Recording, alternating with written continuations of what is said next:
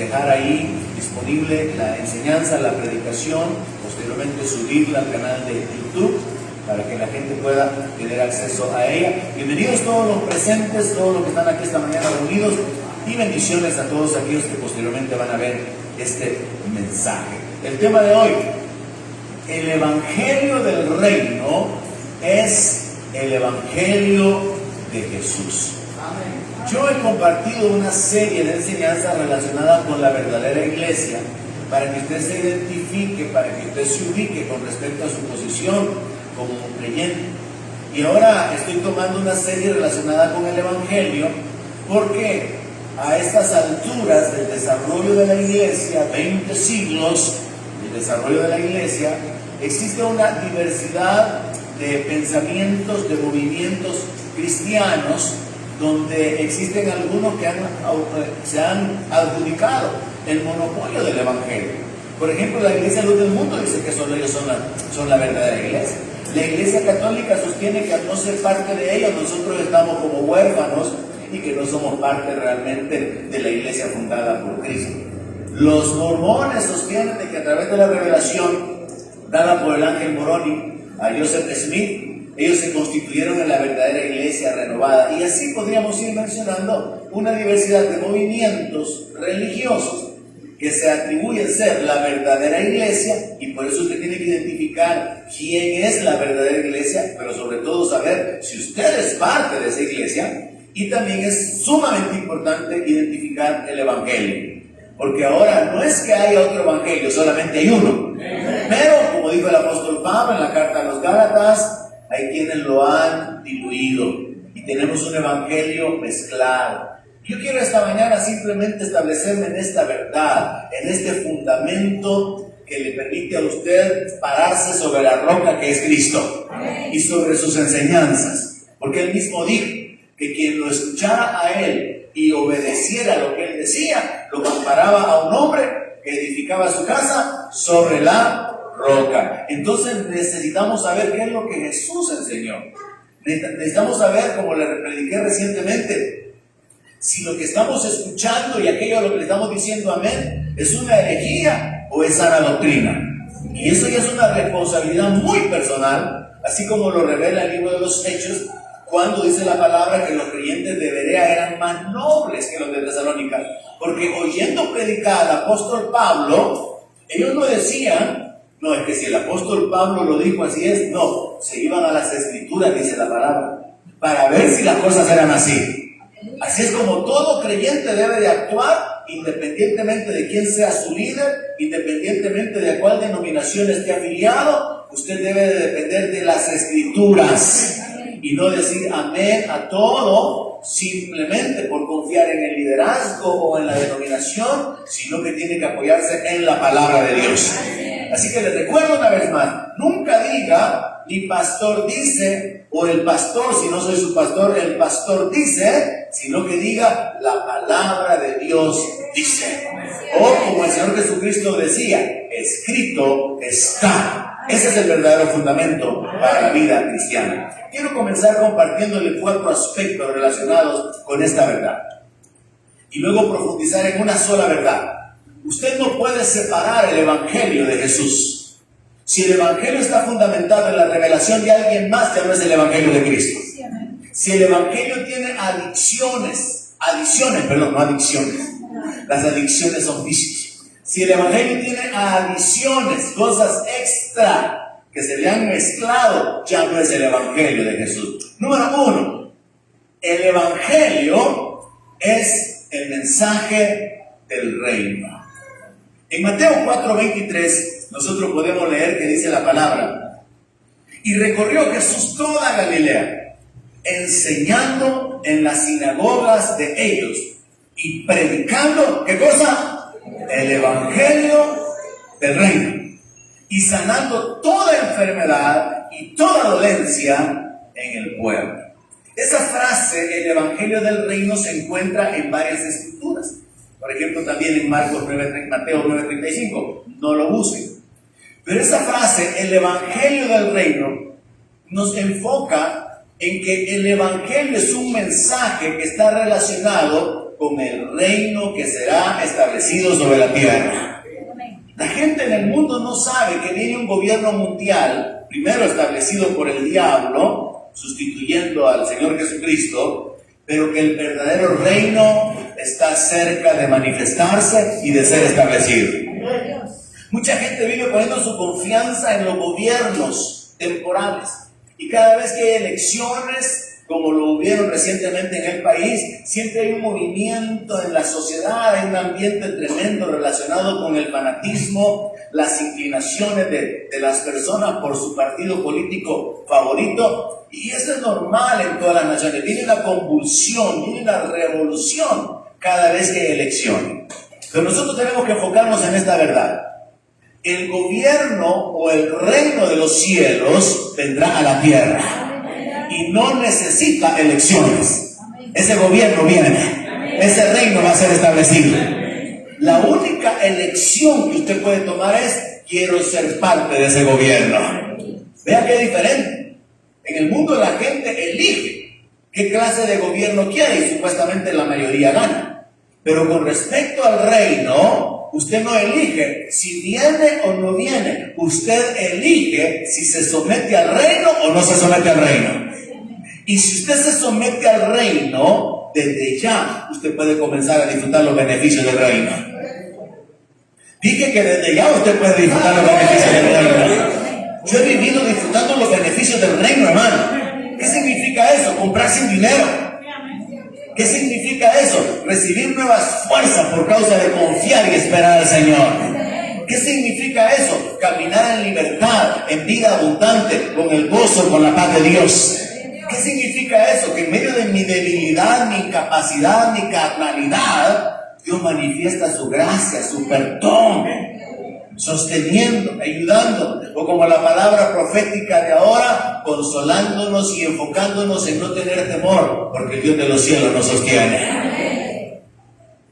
El mensaje del Evangelio, o el Evangelio es el mensaje del reino, por lo tanto, tenemos que entender que el Evangelio es la predicación del reino que viene, un reino eterno, que no va a ser movido jamás, un reino de justicia. Y ese reino tiene beneficios que usted puede y debe de estar disfrutando. El beneficio de la adopción como hijos es uno de ellos. El beneficio de la herencia que está reservada para usted. El beneficio de la glorificación, de la vida, de la libertad, son parte de los beneficios que usted puede recibir al introducirse ya en el reino de Dios. Pero también el mensaje del reino o el Evangelio nos revela la condición para entrar en el reino. Y la condición para entrar en el reino es nacer de nuevo. Jesús lo dijo a Nicodemo: si no naces de nuevo, no verás el reino. Si no naces de nuevo, no entras en el reino. Entonces el mensaje del reino, que es el Evangelio, nos muestra de qué reino está hablando, nos muestra los beneficios que se pueden disfrutar y nos muestra las condiciones para entrar en ese reino. Otra de las condiciones fundamentales para entrar en el reino es arrepentimiento.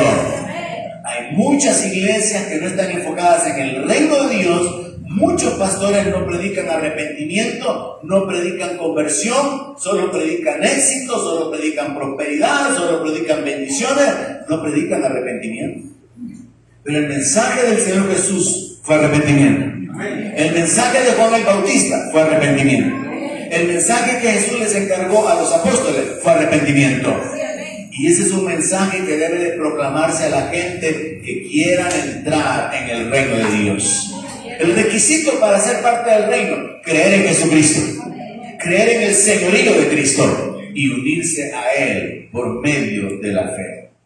Quizás algunos puedan considerar que esto sea una meditación muy básica, muy fundamental, pero el entenderla, hermanos, el recibirla en nuestro corazón nos puede permitir tener la capacidad de sacar a algunos de la religiosidad y del engaño en el que el diablo los tiene.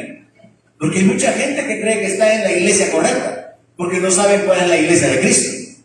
Y hay muchos que creen que están viviendo de acuerdo a la sana doctrina, pero no saben cuál es la sana doctrina. Y la sana doctrina son las palabras de nuestro Señor Jesucristo y las que los apóstoles continuaron predicando, la cual no se puede interpretar de una manera privada, sino que al contrario, deben de haber varios testigos en la Biblia, varios pasajes para poder probar que esa es la voluntad de Dios revelada y confirmada por Dios.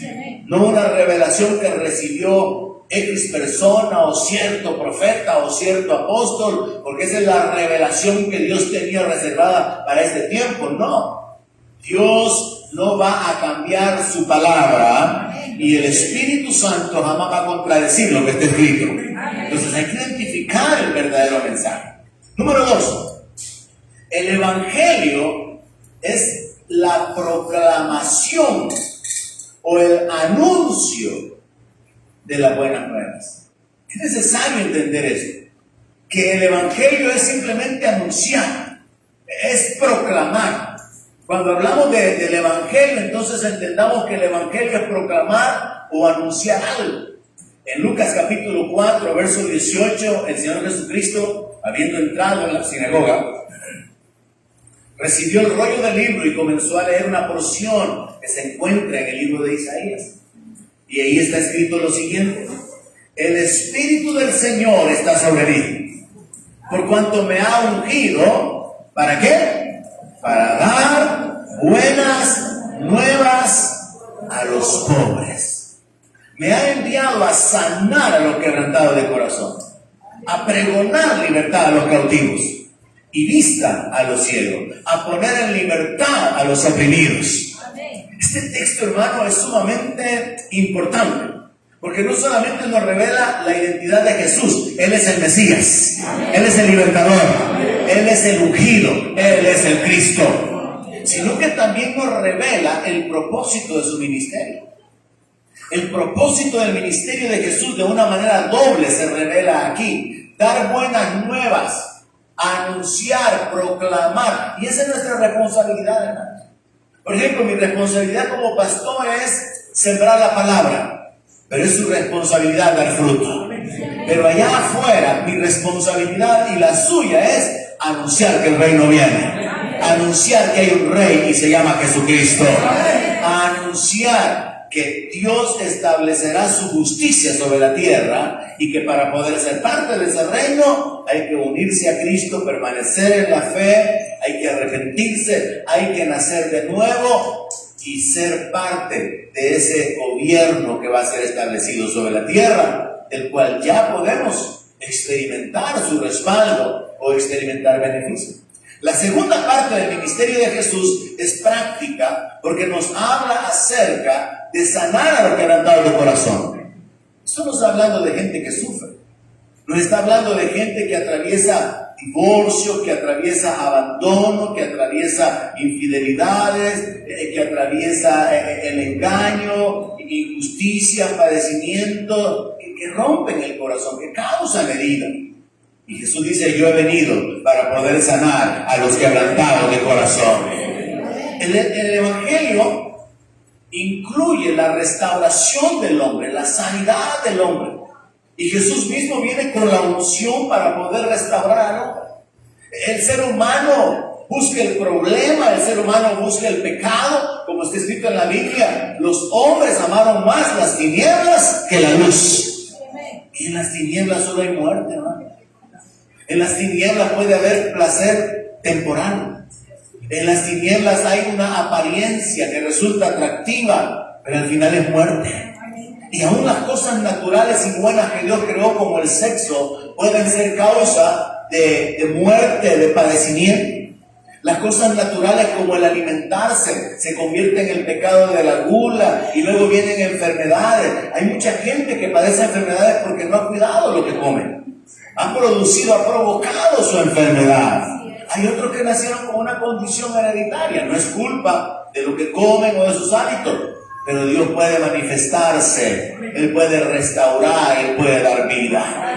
Y aquí está incluido que el Señor fue enviado para poder pregonar libertad a los que estuvieran cautivos, a ponerlos en libertad a los oprimidos, a darle vista a los ciegos. Este texto nos habla de restauración, de libertad, de un cambio en la vida de las personas. ¿Qué significa esto en un sentido práctico? Que cualquiera que haya tenido un encuentro con Cristo y que esté viviendo de acuerdo a su palabra, tiene que recibir el consuelo que Él puede dar. Tiene o puede recibir y experimentar la libertad de su cautiverio en el que antes vivía. Tiene y puede decir, como aquel ciego, una cosa yo sé, que antes era ciego, pero ahora veo. ¿Cuántos espiritualmente pueden decir eso? Yo ahora veo. Mire, yo veo con claridad, hermano, ¿por qué tanta religión? Yo veo con claridad, hermano, ¿por qué tanta confusión y tanta corrupción ahora con eso del sexo o del género? Y que ya no digamos ni él ni ella, y que ya no hablemos acerca de femenino y de masculino, sino un cambio ahí en algo neutro para respetar. Yo puedo entender por qué toda la corrupción. La palabra de Dios dice que tinieblas van a cubrir la tierra, pero la luz debe de brillar en la iglesia. Los creyentes tenemos la luz. Jesús dijo, el que me sigue mandará en tinieblas. Y un verdadero creyente debe saber dónde está parado. No peleando por gobierno, no oponiéndose a situaciones que están fuera del control nuestro o en los cuales como iglesia no cabemos o no nos compete, sino enfocados en libertar cautivos, proclamar el reino, hablar del poder de Dios que está disponible para traer sanidad, para traer consolación, para traer libertad a otros.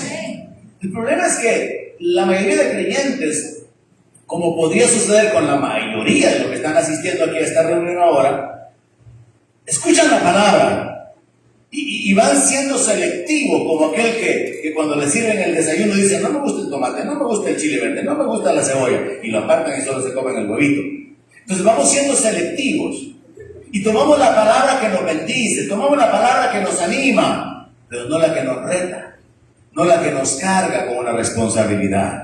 No aquella que realmente tomaría un compromiso de parte nuestro, como lo es decirle que usted debe de anunciar que el reino viene, que usted debe de proclamar donde quiera que vaya que Jesús es el Señor, porque hacerlo significa que usted viva una vida que refleje eso. Y ese es el problema. Entonces tenemos una gran cantidad de creyentes que no toman el reto de caminar para proclamar el reino, para anunciar que el reino viene, para anunciar que hay beneficios que se pueden disfrutar ya mismo, como Jesús lo dijo. No hay quien deje casa, padre, madre, hijos, mujer, propiedades por causa mía, que no reciba 100 veces más. Yo le creo al Señor. Yo creo que su palabra es verdad. Y yo he experimentado esa gracia y esa fidelidad en la palabra de Dios. Son parte de los beneficios del reino. Pero es cuando tomamos esa responsabilidad, cuando nos plantamos en nuestra identidad y tomamos el reto de lo que esto significa. No solamente vivir para nosotros mismos, sino tratar de afectar a otros con la proclamación de la palabra y aún con la unción o el respaldo de Dios en nuestra vida por medio de su Espíritu. La palabra de Dios nos dice que el Señor vino y anunció la buena nueva de paz a nosotros que estábamos lejos y a los que estaban cerca, dice el apóstol Pablo allá en Efesios 2:17. Entonces el Evangelio son buenas noticias. Básicamente el Evangelio son buenas noticias. Ahora, el Evangelio entonces se entiende como comunicar o proclamar el Evangelio, se entiende como anunciar o proclamar algo. ¿Y qué es lo que proclamamos? Que el reino se ha acercado. Proclamamos las buenas noticias para los pobres. Proclamamos buenas noticias para los que han sido heridos de su corazón. Proclamamos buenas noticias para los que están ciegos. Proclamamos buenas noticias para los que están cautivos. Un cambio de vida. Eso es lo número 2 que quiero compartirles. Número 3. El Evangelio debe creerse y puede causar perder la vida. Número 3. Marcos capítulo 1, verso 15. Cuando Jesús comenzó a predicar, Él comenzó a proclamar lo siguiente: el tiempo se ha cumplido y el reino de Dios se ha acercado. ¿Cuánto lo creen? Jesús acercó el reino y Jesús anunció que el reino se había acercado. Eso significa, significa, hermanos, que ya podemos vivir en el reino. Y por eso le mencionaba acerca de los beneficios. Por eso le he hablado acerca de experimentar la verdad de la palabra, la fidelidad de Dios en el cumplimiento de la palabra. En Marcos 1:15 entonces dice que el Señor comenzó a decir: el tiempo se ha cumplido, el reino de Dios se ha acercado, arrepiéntanse y crean el Evangelio. El apóstol Pablo en la carta a los Romanos dice que cómo alguien va a creer en algo o en alguien de quien no ha oído. ¿Y cómo van a oír si no hay quien les predique? ¿Y cómo van a haber predicadores si no son enviados? Por esta razón, Dios diseñó que el esquema por medio del cual va a alcanzar a las millones de almas que van a ser redimidas es el esquema de la red. Las iglesias, los ministerios, las personas que donde quiera que van, así como en el libro de los Hechos que dice que los que fueron perseguidos fueron esparcidos y llevaban la palabra donde quiera que iban. Yo quiero retarle: renuncie a ser un cristiano de iglesia, renuncie a ser un cristiano dentro de las paredes de un local y decida vivir como un cristiano en el mundo. ¿Qué significa eso? Hablar de Cristo allá afuera. ¿Qué significa eso? Anunciar el reino allá afuera. ¿Qué más significa eso? Anunciar que hay consolación, restauración, sanidad, bendición, victoria en el nombre de Jesús. Y Dios lo va a respaldar. Si usted realmente se compromete, como lo hicieron los apóstoles cuando, habiendo salido de la cárcel, clamaron a Dios y le dijeron: Señor, obra milagros, extiende tu mano mientras predicamos tu palabra. Pídale a Dios, hermano, que lo respalde. La iglesia no debería estar dependiendo del pastor, de los pastores, del profeta, del apóstol. La iglesia debe depender de Cristo. Amén. Y en todo lugar donde va, sabiendo que el Señor es su respaldo y que el Señor está con usted y que usted está revestido de Cristo, anunciar que hay perdón de pecados, que hay consolación, que hay sanidad, que hay libertad por medio de la fe en Cristo Jesús. Pero el Evangelio tiene que creerse y tiene que obedecerse. El Evangelio es la proclamación de que el reino se ha acercado, hay beneficios, hay responsabilidades o requisitos para ser parte de él. Tenemos que creerlo y Jesús fue bien claro en esa proclamación. El reino se ha acercado, arrepiéntanse y crean en el Evangelio. Y en Marcos capítulo 8, verso 35, el Señor Jesús hizo esta declaración, que debe ser un punto de reflexión para cada uno de nosotros. Porque todo el que quiera salvar su vida, la perderá. Y todo el que pierda su vida por causa de mí y del Evangelio, la salvará. Amén. ¿Cuántos creen que Jesús es la verdad? Amén. Y que Él dijo la verdad. Amén. Si Jesús predicó y habló siempre la verdad, este texto debe de llamar nuestra atención. Porque Él está diciendo que cuando una persona quiere salvar su vida, guardarla para sí mismo, disfrutarla a su manera, hacer como él quiere, sin someterse a ninguna autoridad, fuera del reino, independiente de Dios, al final lo que le va a suceder es que va a terminar perdiendo su vida. Y hay muchos que pierden su vida bien jóvenes, a veces por un accidente, por una intervención del diablo, a veces por una desgracia, por una mala decisión propia. Por ejemplo, recientemente murieron un par de jóvenes antes de las vacaciones. Uno fue arrastrado por la corriente del mar y el cuñado, jóvenes los dos, por ir a salvarlo, decidió meterse y se murieron los dos. A veces no es el diablo, son las decisiones nuestras. A veces son las consecuencias de nuestras malas decisiones. Estar en el lugar incorrecto, en el momento incorrecto, con las personas incorrectas. A veces las situaciones van a suceder. Jesús enseñó sobre este principio de que la muerte puede llegarle a cualquiera en cualquier momento. Y Él mencionó de que los que habían muerto porque el muro les había caído no eran más pecadores que los demás, sino que reveló que la muerte podía llegarle a cualquiera en cualquier circunstancia. Bajo ese enfoque, hermano, y esto si es algo mío, examínenlo en base a la palabra. No estoy diciendo que cuando la hora le llega a alguien, cuando le toca, porque eso no es cierto. Si no, Jesús no hubiera hablado de que el ladrón anda buscando como león rugiente a quien devorar. Y hay gente que ha muerto antes de tiempo, y eso está en la palabra. Y hay gente a la que se le prolonga la vida a través de la iniquidad, a través del cohecho, a través de ciertas situaciones. Y hay quienes a los que se les corta la vida. Porque no es un asunto de que es que cuando a alguien le toca, le toca.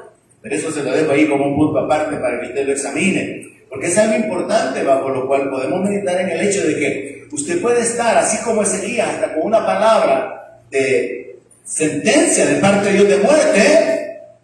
Y cuando hay oración, cuando hay clamor, cuando hay arrepentimiento, Dios viene y da vida. Usted puede estar en cama, en una situación difícil que nadie más supo ni entendió. Pero usted está en la cama diciendo: no moriré, sino que viviré y contaré las obras de Jehová. Y Dios lo levanta, Dios lo vivifica. Porque usted lucha la batalla de fe. Amén. Entonces es un asunto importante en el cual meditar. Pero siguiendo con la línea o el aspecto número 3, el evangelio debe de creerse. Y hasta puede causar perder la vida, lo cual significa de que cuando alguien decide ya no vivir para sí, sino que decide vivir enfocado en el reino, en el temor de Dios, en la obediencia a Dios y de acuerdo a los mandamientos, gradualmente va perdiendo su vida. Comienza con perder la disponibilidad o la disposición de su tiempo. Continúa con perder la disposición de sus finanzas o de sus recursos si el rey se los pide. Continúa o incluye poner a disposición de Dios y del reino sus habilidades, su profesión, sus facultades. Ya usted no va donde usted quiere, ya usted no hace lo que usted quiere, sino que usted ahora está todo el tiempo como David, veía yo al Señor delante de mí todos los días de mi vida. Es decir, vivo en la fe, vivo en el temor de Dios. Hay lugares donde no puedo ir, hay cosas que no puedo hacer. Incluso hay cosas que puedo hacer, pero no las voy a hacer para no hacer tropezar a otros. Pablo habla en ese enfoque. Él dice de que comer carne no es pecado, pero que si por comer carne va a hacer tropezar a alguno, pues ya no como carne, dice. Y esa es la ley del amor. Eso es perder la vida. Así que hay cosas que nosotros no hacemos, no porque sean pecado. La Biblia dice que todo es lícito, pero no todo conviene. Entonces uno comienza a perder la vida, la libertad. Uno comienza a ser restringido y comienza en ese sentido figurado, perder la vida. Pero al final uno puede ganarla u obtenerla. En el peor escenario y en el escenario literal, perder la vida es lo que le sucedió a los creyentes en el siglo I, II y III, y ha seguido sucediendo a lo largo de las diferentes edades y aún en este tiempo cuando hay persecución contra la iglesia. Cuando hay una oposición abierta en contra del cristianismo y a la gente se le plantea la oportunidad: o renuncias a Cristo y a tu fe o te mueres. Y mucha gente ha muerto todavía en este siglo por causa de poner su confianza en Jesucristo. No solamente en el primer siglo hubieron mártires, sino también en este presente tiempo hay personas que han literalmente perdido su vida por causa del Evangelio. Le estoy exponiendo el aspecto de que el Evangelio debe de ser obedecido. Y el apóstol Pablo habla acerca de que los corintios, a través de su obediencia que profesaban al Evangelio, causaban que Dios fuera glorificado. Y entonces nosotros tenemos que concluir que el Evangelio debe de obedecerse, que hay mandamientos dados por el Señor Jesucristo y que nosotros somos llamados a vivir bajo la ley de Cristo. ¿Y cuál es esa ley? La ley del amor. Jesús enseñó que toda la ley se resumía a dos mandamientos: amar a Dios y amar al prójimo. Dijo que ahí se cumplía, se resumía toda la ley. Somos llamados a caminar en amor hacia la gente, en perdón, servicio, tolerancia, preferencia, en una actitud de poner nuestros bienes o lo que esté disponible en nuestra mano, nuestro tiempo, para poder ser canales de bendición. Pero el primer mandamiento es amar a Dios por sobre todas las cosas. Número 4. El Evangelio tiene un alcance mundial. El verdadero Evangelio, contrario a los movimientos religiosos más importantes del mundo, como el budismo, como el islamismo o el judaísmo, que se limitan a una región, el Evangelio tiene un alcance mundial.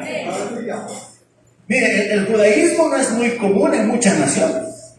El islamismo tampoco, a pesar de que el islamismo se esparció, igual que el catolicismo, a través de las conquistas, a través de la guerra, y se le impuso a las naciones conquistadas la nueva religión. Eso fue un sistema que se utilizó por siglos, de que los imperios o las naciones no solamente establecían su gobierno, sino que imponían su religión. Y eso viene desde la antigüedad, siempre fue así. De manera que aún ya en el tiempo después de Cristo, movimientos imperiales tenían como propósito el establecer una religión. Y eso sucedió con el islamismo. Naciones que fueron conquistadas y fueron sometidas y a las que se les impuso la fe islámica, si se le puede llamar fe. Naciones como la nuestra, que cuando los españoles vinieron, impusieron el sistema católico. Y yo me daba cuenta de que es algo que también sucedió en los Estados Unidos. Por ejemplo, en la costa de California hay muchas misiones. La misión de San Antonio, la misión de San Pedro, la misión de San no sé quién, porque los españoles venían, era enviado un pequeño ejército, era enviado un sacerdote, y el ejército tenía que dominar a la gente y el sacerdote tenía que evangelizar a los indios, imponerles la nueva religión. Pero el evangelio no se impone, el evangelio se anuncia. Jesús dijo: si alguno quiere venir en pos de mí, niéguese a sí mismo, tome su cruz y sígame. El que no quiera seguirlo no va a seguir. El evangelio no se impone como una obligación, sino que más bien es un anuncio, es una proclamación, como con una invitación, es un mensaje que tiene un alcance mundial y que no está limitado a ciertas naciones. Por eso en Mateo 24:14 está escrito: y será predicado este evangelio del reino en todo el mundo, porque el Dios de los cielos, el que va a gobernar el mundo, está interesado en bendecir a todas las naciones de la tierra. Y por eso el evangelio tiene que ser proclamado, esparcido, predicado, anunciado, para que todo aquel que lo crea se involucre y venga a ser parte del reino. Ahora, es necesario entender eso. Dice la palabra: para testimonio a todas las naciones. Y entonces vendrá el fin. Enfoquémoslo de esta manera: el judaísmo no se va a extender de tal manera sobre todo el mundo que nadie ignore la religión judía. El budismo no se va a extender por todo el mundo. El islamismo no se va a extender por todo el mundo. ¿Qué es lo que se va a extender? El evangelio. El mensaje de que el reino de Dios se acerca. Ese es el mensaje que está siendo esparcido y que está alcanzando a todas las naciones, y que ahora más que nunca vemos cómo ha sido llevado a través de los misioneros, a través de gente que se ha negado a su profesión y a su familia para ir a predicar el evangelio en lugares remotos. Ahí estoy yo continuamente recibiendo reportes del hermano Anil Kumar, que está enviándome todos los días prácticamente fotos de una construcción que él está realizando, de los viajes misioneros que él está haciendo allá en la India con su gente, y viajando allí por ciertas partes que parecieran como manglares o esteros, mandándome mapas de la costa por donde él anda viajando, predicando el evangelio, lejos de su familia. Por cierto, él, cuando se cerraron los aeropuertos, él se quedó lejos de su familia como 6 o 7 meses. Y me decía: hermano, orá por mí, que Dios abra puerta para que pueda regresar. Esa es la gente que está negándose a sí mismo, que están siendo instrumentos en las manos de Dios para la proclamación del evangelio. Y usted no quiere venir ni a las 10:30 de la mañana. Vergüenza le debería dar. Y los que no vinieron, doble vergüenza deben de tener. Punto y aparte. Cerramos paréntesis. Entonces, el evangelio tiene un alcance mundial. Y esto es importantísimo, porque el evangelio, a diferencia de los movimientos sectarios, que tienen un alcance local, por ejemplo, la luz del mundo. México es la sede y tienen algunas naciones. Eso no es alcance mundial.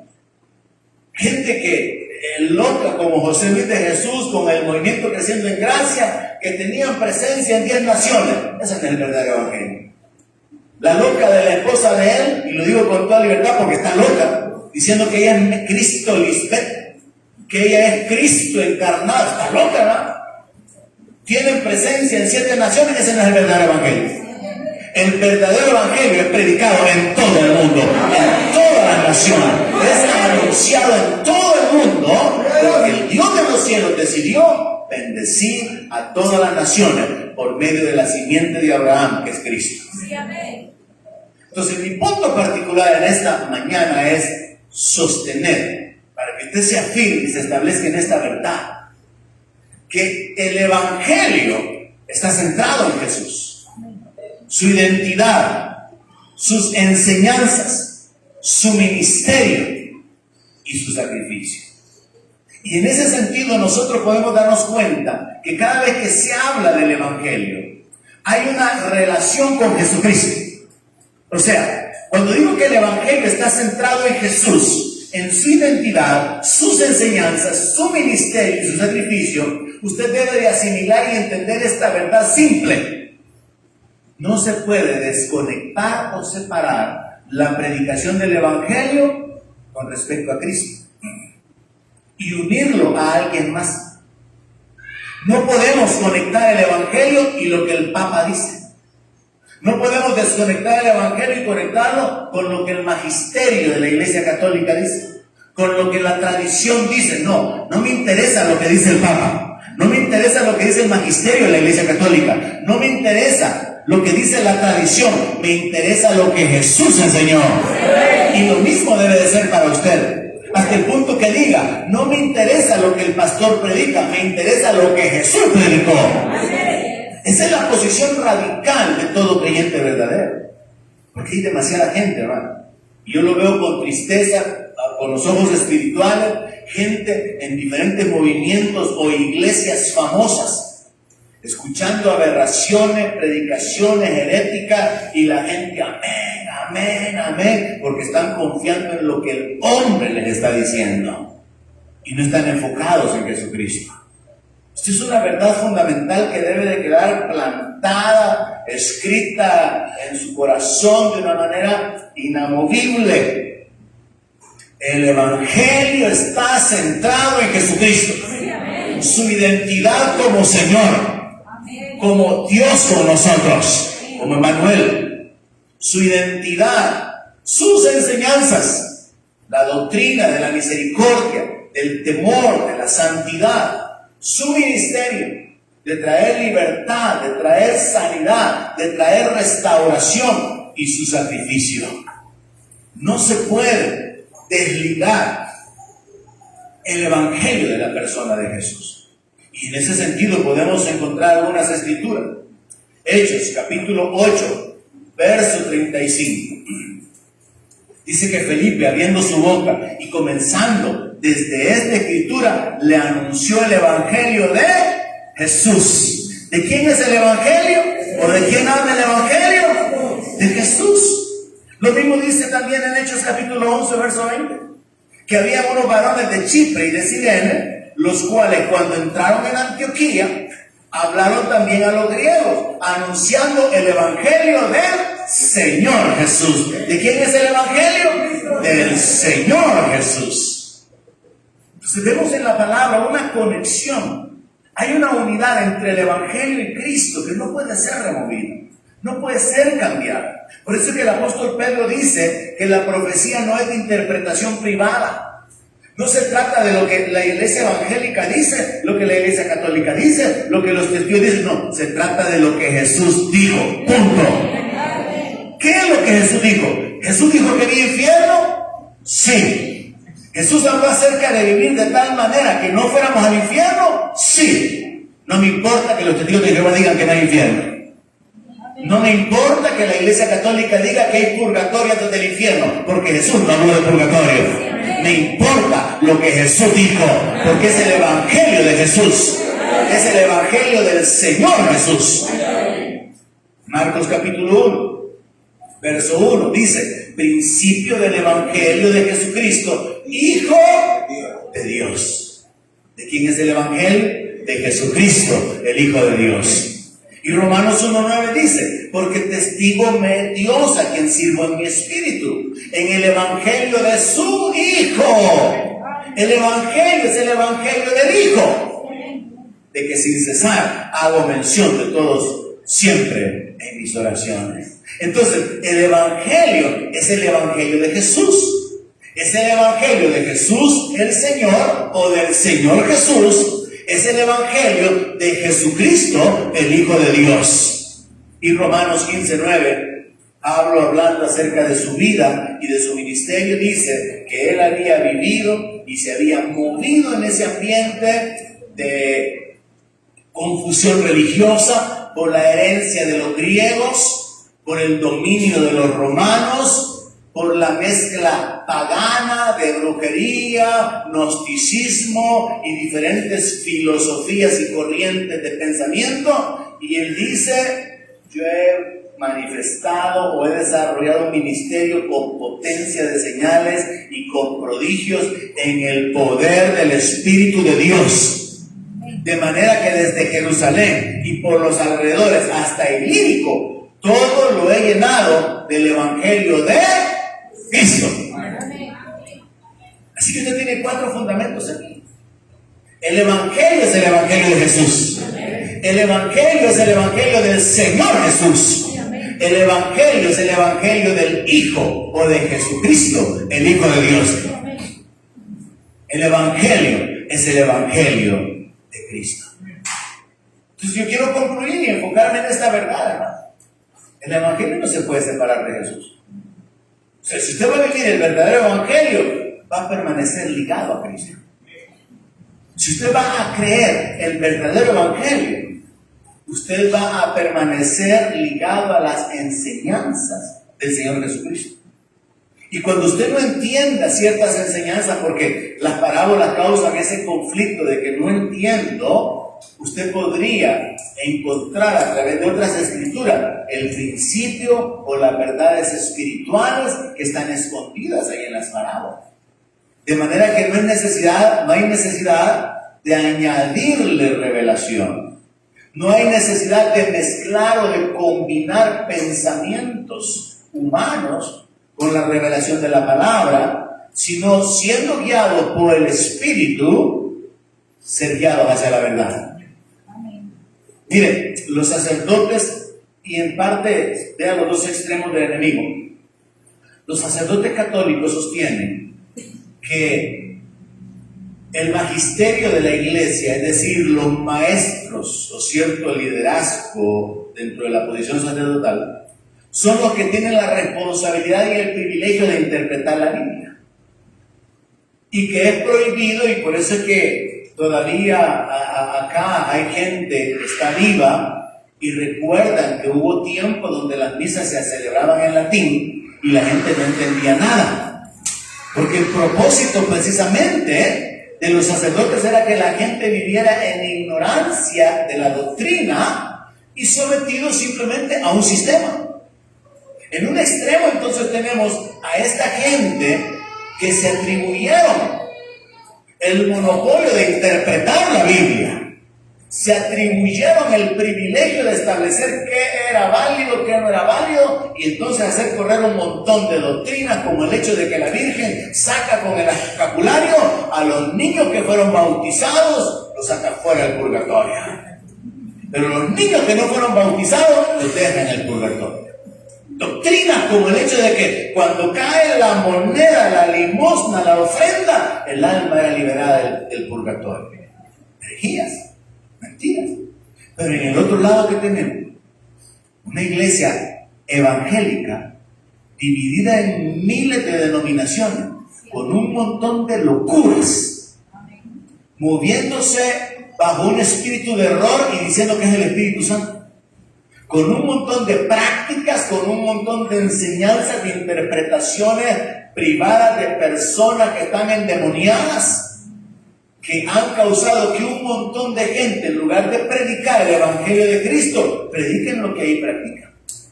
Entonces tenemos dos extremos: el de un grupo élite que supuestamente tiene la posición dada por Dios de interpretar la Biblia, y lo han hecho muy mal para la desgracia de millones. Y en el otro lado, cientos de personas interpretando a su manera, a su antojo, también para desgracia de otros millones. Pero en medio está Cristo. Y Cristo es el camino para llegar al Padre. Y el camino de la salvación es estrecho, mientras que el de la perdición es ancho. Por eso usted me habrá oído a mí decir en exposiciones anteriores, es que esto no es un conflicto entre la iglesia católica y la iglesia evangélica. No, en la iglesia evangélica hay herejes, hay doctrinas de demonios, hay enseñanzas torcidas, hay interpretaciones de hombres que no son el verdadero evangelio, no son la sana doctrina. Y hay miles y miles y miles de personas siguiendo esos movimientos. Y en el otro lado son millones de personas. Y por eso yo voy a predicarle a Cristo. Y yo voy a predicar lo que Cristo predicó. Y voy a predicarle siempre que Él es la verdad, que Él es la vida, que Él es el camino para llegar al Padre. Voy a predicarle que solamente en el nombre de Jesús hay perdón de pecados. En el nombre de Jesús hay vida, hay autoridad, hay libertad. Solamente en Jesús. Porque el Evangelio no se puede separar de Jesús. Hechos capítulo 8, verso 12. Felipe se fue a predicar. Felipe se fue a predicar el Evangelio. Y cuando se fue a predicar el Evangelio, Felipe se fue a predicar a Jesucristo. Hechos capítulo 8, verso 12. Pero cuando creyeron a Felipe, que anunciaba el Evangelio del reino de Dios y el nombre de Jesucristo, se bautizaban hombres y mujeres. ¿Qué hacía Felipe? Anunciaba el Evangelio, el mensaje del reino de Dios que está viniendo. Y el nombre de Jesucristo. Y entonces la gente se bautizaba. Mire, yo creo que quizá usando un momento político nuestro, vienen cambios debido a las elecciones recientes en nuestra nación, cambios que han causado que algunos están atemorizados en el ambiente político, gente que ha estado envuelta en toda la corrupción que usted sabe, porque no es algo que se ignore. Y hay gente que ha estado en ese mover político de corrupción, de robo y de tanta cosa, que están a la expectativa de lo que va a suceder cuando entre la nueva asamblea. Porque ya saben, eso es un hecho. Hay un cambio de asamblea. Y cuando la asamblea se establezca, vienen nuevas leyes, vienen ciertas cosas que van a ser cambiadas, que van a ser removidas en el ambiente político, de lo cual yo una vez más le aconsejo, no sea un fanático. Pero hay que entender que hay gente que ya está preocupada por eso. Hay gente que está afligida y hay otros que están contentos por el cambio, porque es una realidad, ese cambio de gobierno. Ahora, trasladándolo al plano espiritual, el asunto es que el reino de Dios viene. Y el hecho de que el reino de Dios venga tiene que causar el mismo efecto que en el plano natural. Tiene que haber gente gozándose porque el reino viene.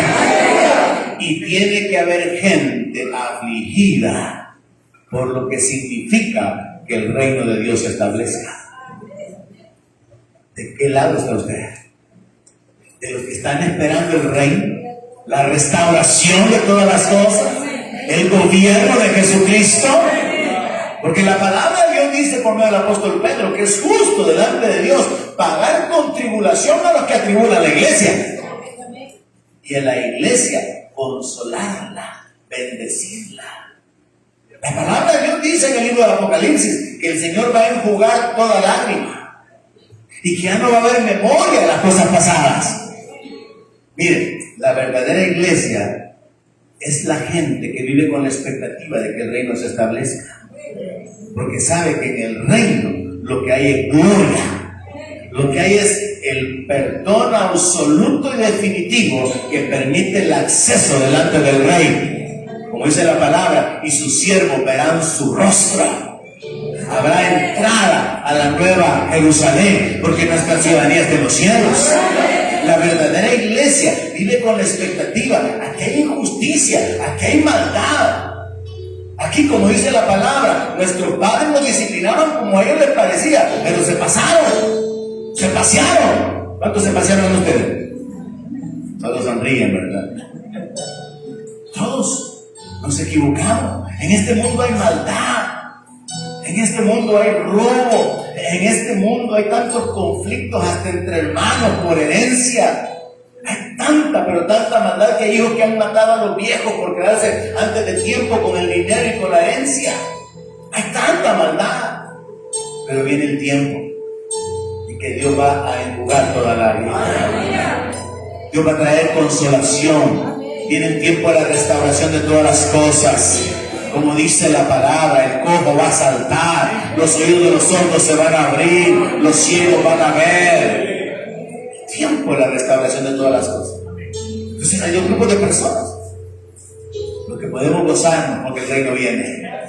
El reino viene. El rey viene. El rey viene. El rey viene. El rey viene. Reino de justicia. Reino de paz. Reino de verdad. Y el otro grupo, los que van a comenzar, como dijo el Señor Jesús, ahí será el rechinar de dientes, porque no quisieron creer al mensaje. La palabra nos pone el ejemplo del diluvio. Dice la palabra que Noé era pregonero de justicia. Yo no encuentro en la Biblia que él anduviera predicando. Se enfoca en la construcción del arca en obediencia a Dios. Pero si se le llama pregonero de justicia, significa que él tuvo que hablar, dar explicaciones de lo que estaba haciendo y dio testimonio de su vida y su confianza en Dios. Pregonó la justicia. La gente no le creyó y yo ya me imagino cuando el diluvio vino y comienza a llover y pasan horas y horas y horas lloviendo y aquel que creía loco era el único que estaba cuerdo. Y cuando el arca comienza a levantarse, Dios cierra las puertas y ya no hay posibilidad de que nadie tenga acceso al arca. La Biblia nos pone eso como un ejemplo de reflexión. La Biblia nos pone como ejemplo de reflexión Sodoma y Gomorra y el juicio que Dios trajo, porque la maldad llegó hasta lo máximo y Dios trajo el juicio. Entonces la palabra no nos habla en ese sentido, de que antes de que venga el juicio, Dios advierte, Dios anuncia, Dios lo hace saber. Y a nosotros como iglesia, hermano, por medio de los escritos de los profetas, de los apóstoles y de las enseñanzas del Señor Jesucristo puestas en línea, podemos vivir no como ignorantes, sino sabiendo las cosas que han de venir, confiados y escondidos en el Señor, sabiendo que Dios en su misericordia nos alcanzó a través de la predicación del Evangelio. Este mensaje continuará, pero yo me detengo aquí ahora. Y usted enfóquese. Usted no puede separar el Evangelio de Jesucristo, porque es el Evangelio de Jesús, es el Evangelio del Señor Jesús, es el Evangelio de Jesús, el Hijo de Dios, es el Evangelio de Cristo, el ungido, el enviado por Dios. Pónganse de pie, por favor, y adoramos a aquel